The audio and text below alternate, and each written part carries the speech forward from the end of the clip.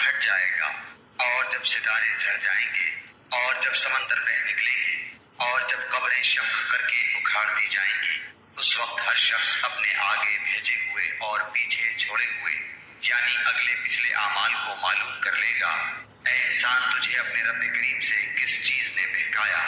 جس رب نے تجھے پیدا کیا، پھر ٹھیک ٹھاک کیا، پھر درست اور برابر بنایا، جس صورت میں چاہا تجھے جوڑ دیا۔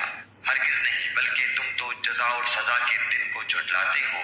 یقیناً تم پر نگہبان، عزت والے، لکھنے والے مقرر ہیں۔ جو کچھ تم کرتے ہو وہ جانتے ہیں۔ یقیناً نیک لوگ جنت کے عیش و آرام اور نعمتوں میں ہوں گے، اور یقیناً بدکار لوگ دوزخ میں ہوں گے۔ بدلے والے دن اس میں جائیں گے، وہ اس سے کبھی غائب نہ ہونے پائیں گے۔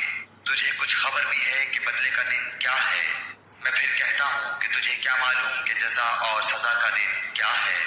وہ ہے جس دن کوئی شخص کسی شخص کے لیے کسی چیز کا مختار نہ ہوگا، اور تمام تر احکام اس روز اللہ کے ہی ہوں گے۔